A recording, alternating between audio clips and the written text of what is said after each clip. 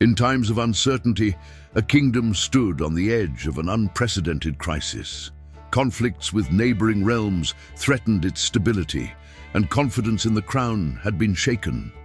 Rumors of invasions and betrayals corroded the once solid peace, and the people longed for a sign of hope. And there was Liam, a young blacksmith with skilled hands and a restless heart, living in a village where the sound of hammers and anvils was constant. He had a dream to forge something that would be remembered for generations, something that not only served, but meant something. One day, while polishing a simple blade, a message from the king arrived at the village, summoning him for a mission that would change his life forever. That cold morning, he appeared at the castle.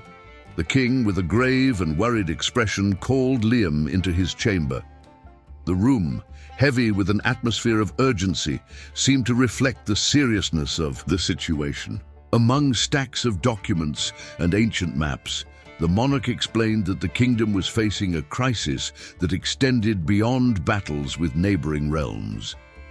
The king needed a crown, not just any crown, but one capable of crowning the true heir and ensuring the peace of the kingdom. But for that, very ancient knowledge was required. This knowledge, preserved only as a distant memory in the tradition of royal advisors, was beyond common reach and needed to be recovered. The king handed Liam an aged map. The map, with worn edges and marks of time, pointed to a hidden location deep in the forest. According to the advisor's guidance, Liam was the only one suited to embark on this crucial journey. The need to maintain secrecy and the sensitivity of the situation were highlighted as reasons for him to go alone. But what he didn't yet know was that this journey would take him through paths he had never dared imagine, where his skill with metal would be only one of the trials he would face. And so, Liam departed. His mind was filled with questions. What kind of materials would he need? What challenges would he encounter? But for now, those questions had no answer. The road was lonely, the trees were tall, and the wind blew strong. Deep within the forest, where sunlight barely touched the ground, Liam found himself facing something unexpected. At the heart of the shadows, a figure emerged, surrounded by an aura of ancient power. It was the guardian of the forest, an entity spoken of in legends, said to be as old as the very trees he protected. "Why do you walk upon my land, young blacksmith?" Liam, without hesitation, told him about his mission, about the crown he was to forge and the peace it would bring to the kingdom. The guardian listened in silence, his eyes never leaving the young man's face. When Liam finished, the guardian nodded slowly, as if considering a decision long delayed. Then he spoke words Liam would never forget. "Those who seek power must first understand the true cost." The guardian led him down a narrow path that seemed to close behind them. There, at the center of an ancient circle of stones, the guardian revealed a secret. The crown Liam sought to forge required a special knowledge, one that could only be found in a place where no man dared to tread. The guardian demanded that Liam prove his desire to forge the crown was not driven by greed or vanity, but by a true will to serve a greater good. Liam knelt before the guardian, his hands steady, but his heart heavy with uncertainty. He knew his future depended on his honesty in that moment, and so he spoke with all the sincerity he could gather, revealing his fears, his doubts, but also his hope that the crown could bring the peace the kingdom so desperately needed. The guardian watched him for a long moment before finally smiling. With the guardian's approval, Liam was gifted a small fragment of stone, glowing with a light of its own. "This is the first step," the guardian said. "A gift from the forest. But remember, young blacksmith, the road ahead is filled with shadows, and not all who walk it return." With the fragment in hand, Liam knew his journey would be long and difficult, but the guardian pointed him toward the next path. "Go forward," he said. Cross the valley where memories dwell and continue straight until you find the Order of the Wise. Then, the bushes that blocked the narrow dirt road opened, and Liam was able to leave the forest. A few hours later, upon reaching a valley, Liam felt the air grow heavy. The wind whispered, bringing with it memories of past battles and the laments of those who had perished there. Each step echoed through the vast, silent expanse. As he moved forward, rocks seemed to shift shape, and the outlines of the mountains dissolved into the mist, forming figures that danced at the edge of his vision. Liam felt a deep cold settle into his soul. That was when he saw the first shadows. They appeared without warning, silent but heavy with a palpable presence, indistinct forms without clear faces. The shadows surrounded him, forming a circle, whispering words that made no sense. Liam noticed that the figures moved more intensely when he felt anguish, but instead of running, he chose to face what he feared most. With a calm he hadn't known he possessed, he closed his eyes and focused on his mission. Suddenly, one of the shadows took on a more defined form, revealing the face of a man Liam recognized instantly. It was his father, who had vanished years ago under mysterious circumstances. The shock was deep, but Liam knew he couldn't allow the emotional weight to overcome him. With tears in his eyes, he faced the figure, knowing he needed to say goodbye to someone he had never had the chance to. And so, with a firm voice, he thanked that shadow for everything it had taught him, releasing the pain he had carried in his heart. As he did so, the shadows around him began to dissipate like mist under the sun. The valley, which once felt oppressive, now opened before him, revealing a clear path lit by daylight. The trial was over.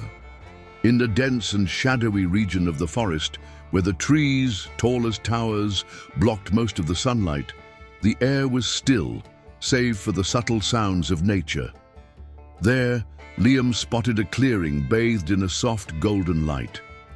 At its center, a circle of stones surrounded a small crystalline lake where 7 hooded figures waited in silence, a mysterious group of elders whose knowledge was the stuff of legend. It was said they lived in isolation, in harmony with the world's deepest secrets, far from the curious eyes of ordinary people.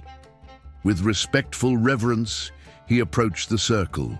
Liam spoke of his mission, of his quest for the secret that could save the kingdom and restore peace. He described the trials he had already faced and left nothing out. His words were sincere, reflecting a pure heart and a genuine desire to help. The sages listened in silence, their faces hidden beneath the shadows of their hoods, but Liam felt the weight of their gaze, as if they were peering into his soul. The sages revealed that the knowledge Liam sought was kept on a distant island, from which no man had ever returned alive. They recognized his determination, offering him their blessings and a small key, made of a metal that seemed to pulse with life itself. They told him the key would reveal the knowledge needed to complete his mission. With the key in hand, Liam set out toward the shore, where only a medium-sized sailboat awaited him, and he set sail as soon as possible. The first day of sailing was tense. The waters seemed restless, clouds gathered on the horizon, and the winds began to blow stronger.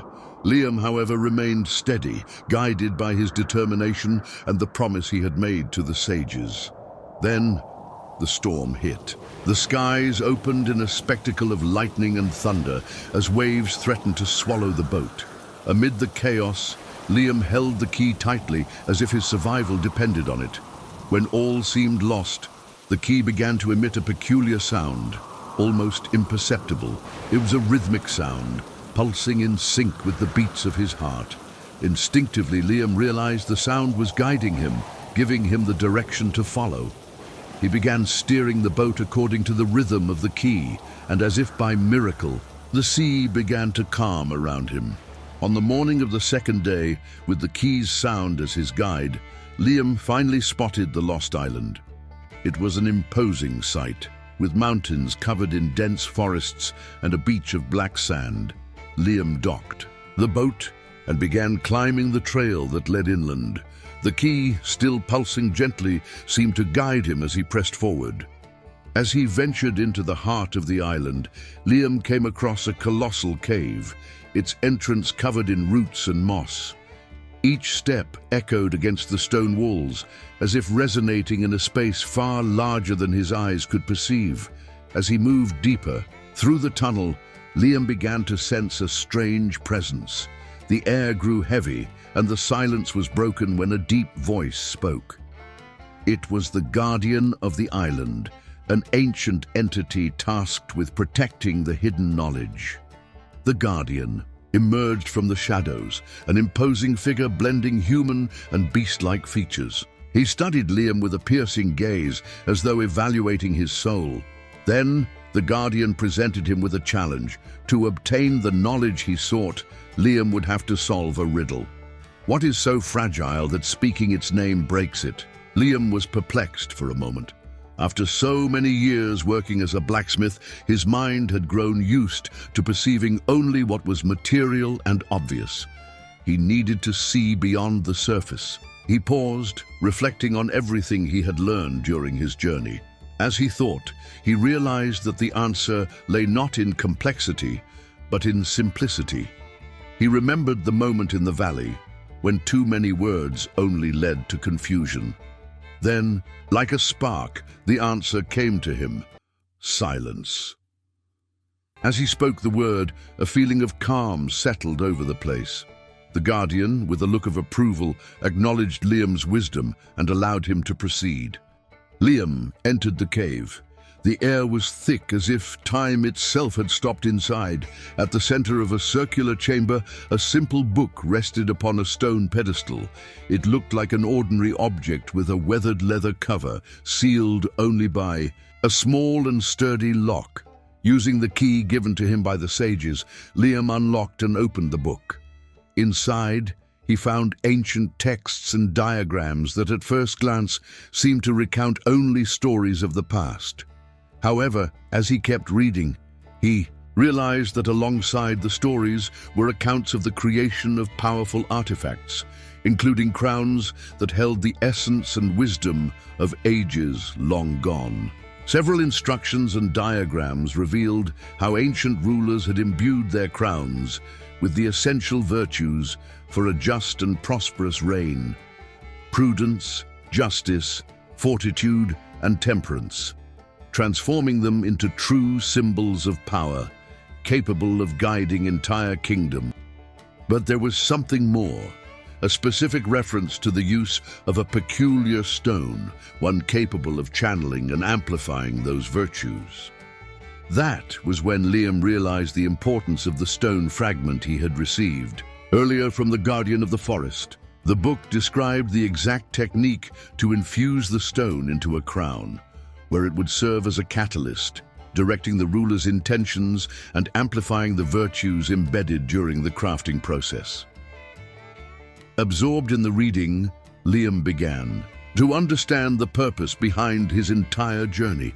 At last, he was ready to forge the crown, shaped by everything he had become along the way. Now imbued with the knowledge he had acquired, Liam took his leave of the guardian of the island and returned to the kingdom, carrying the stone fragment and the book in his hands. On the journey back, the sea was calm. The Order of the Wise offered him shelter for a day, and the forest guardian had left the path clear. Determined to forge the crown, Liam headed straight to the royal forge and began his work. Following the book's instructions with meticulous care, he selected the purest gold and molded the metal, shaping the base of the crown, which needed to be strong yet flexible. As the gold took form, Liam began engraving the symbols that represented the virtues he wished the crown to embody. He then positioned the stone at the center, where the highest point of the crown met its apex, and fused the fragment into the structure, ensuring that the stone was perfectly integrated. As he worked, Liam felt the crown was not merely an artifact, it was a living creation. Finally, after hours of tireless labor, the crown was complete. It possessed unmatched beauty, but what truly made it special was the latent power Liam could feel pulsing through his hands. Liam arrived at the castle with the crown in hand, exhausted but determined. The king welcomed him with great curiosity and respect, eager to hear about the creation of the legendary crown. Seated in the throne room, Liam recounted every detail of his journey. The king, impressed by Liam's dedication and courage, took the crown into his hands. With a sense of anticipation, he tried to place it upon his head, but something strange happened. Though it rested in his hands, the crown did not seem to fit naturally. Confused, the king removed it. Then he looked at his son, the young prince, who had been silently watching by his side. Without saying a word, the king handed the crown to the prince, suggesting that he try it on. The prince, hesitant, placed the crown upon his head, and this time it fit perfectly. A wave of recognition and emotion swept through the room. Though the boy was still too young to assume the throne, the crown's acceptance made it clear that the prince possessed the potential to guide the kingdom. The king, recognizing this, appointed him as his chief advisor. As for Liam, he was honored by the king and the people, hailed as a hero and celebrated for a task nobly fulfilled. The members of the royal council gathered to decide the fate of the powerful artifacts Liam had brought from his journey. The ancient book and the magical key still held secrets and powers that needed to be handled with great care. After long deliberations, it was decided that these items should be delivered to the Order of the Wise, deep in the forest. A special delegation, composed of the king's most trusted advisors, including the young prince, set out toward the forest. Once there, the prince personally handed over the book and the key to the leader of the sages. With the prince now at the king's side, the kingdom entered a new era of wisdom and peace. And Liam, now a royal advisor and close friend of the royal family, continued to serve with honor. What did you think of Liam's journey? Which trial did you find the most interesting? Share your thoughts in the comments. And thank you for watching. See you next time.